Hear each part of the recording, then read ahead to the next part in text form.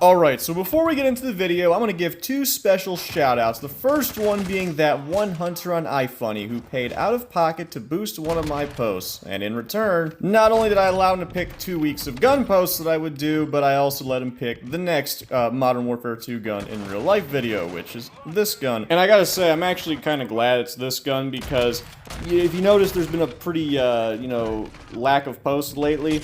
It's because the other gun I was working on, I really wasn't enjoying it, so, it's really been slacking on that one. This one, actually, I was like, alright, I don't mind doing this one. Like, this one's actually pretty cool, even though I'm not too much of a fan of 4570 lever actions. And the next shout out goes out to the Fallout 4 Far Harbor DLC for giving me a legit mental aversion towards using this gun. I don't know if you remember in that DLC, but with this gun, for whatever reason, the way the reload animation was designed, you would always load 5 shots regardless. Like, let's say you fired off 2 shots, you're gonna load 5 more.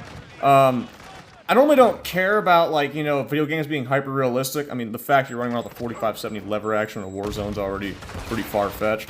But sometimes when they have that little mechanical stuff, it just bugs me. And it leaves me not using the guns. I mean, I did use that gun a lot on there because, that thing absolutely destroyed. But, yeah, like, when I went to, use this gun, like, there was just this strong mental aversion because of how much I know it bugged me in that game. And even though I've been using this gun a lot, obviously you can see the gold camo on it, like, even though I've been using it a lot, like, there is still a very tiny remnant of just, like, a mental aversion to using this. And like I said, like, the mechanical stuff normally doesn't bother me, but, or not mechanical stuff, but the realistic stuff doesn't really bother me. Mechanical stuff, for whatever reason, does. Like, it's like in Battlefield 1 when the Gewehr 98, like, I was kind of excited to use that gun when the game dropped. Then I saw that he doesn't rack the bolt all the way back, and I was like, alright, we're gonna use something else. But yeah, so, special shout out to Fallout 4 for giving me, like, a minor form of PTSD. But anyways, let's go into the actual video of the day.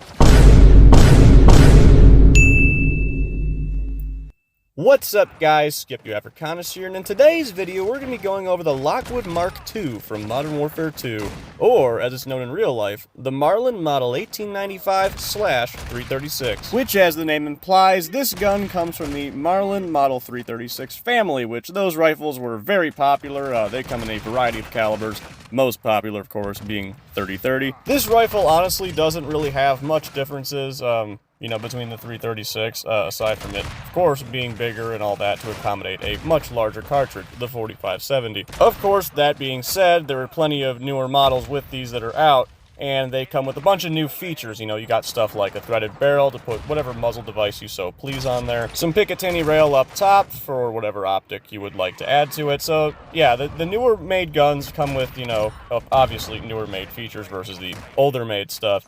And they come in, a nice stainless steel construction. I think these guns look very nice. I haven't shot one yet. Like I mentioned, I'm not a fan of 4570 lever actions. I like 4570, just, I don't know, I'd rather have a 44 lever action. But when I was holding and all that, checking them out at gun shows, they definitely felt really, really nice, and they are definitely really well built. Which I guess is to be expected, given they do carry quite a little bit of a hefty price tag.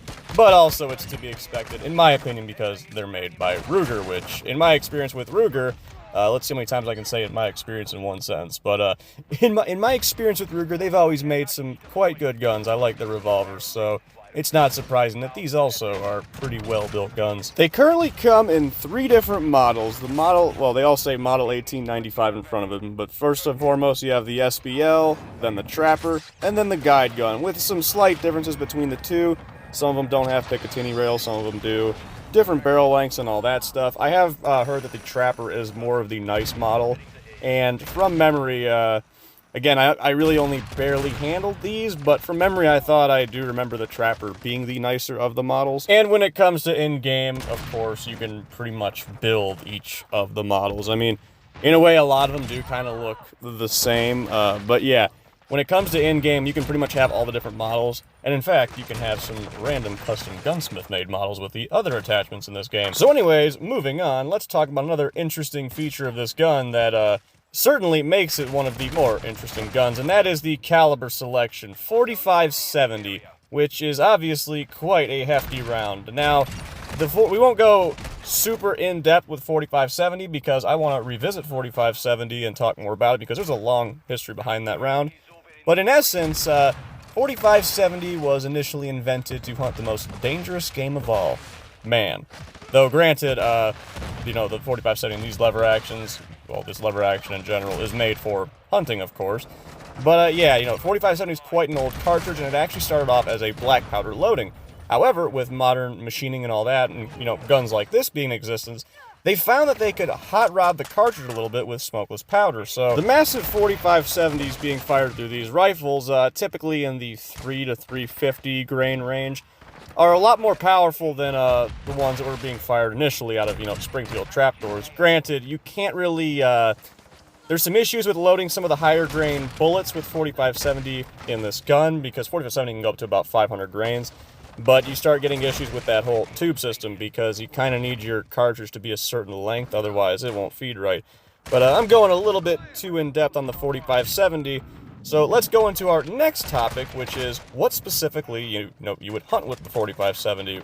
So typically with a 4570, you're going to hunt medium game. At least that's what my hunter friend is telling me, because, funny enough, with all the guns I own, I don't hunt. But anyways, yeah, you're hunting medium game, stuff like, you know, deer, boar, coyotes, all that stuff. And that's really all you're doing with it, because much like, I'll say, actually, the majority of guns in this game, not complaining of course, but the majority of guns in this game, you know, they're not actually used in combat.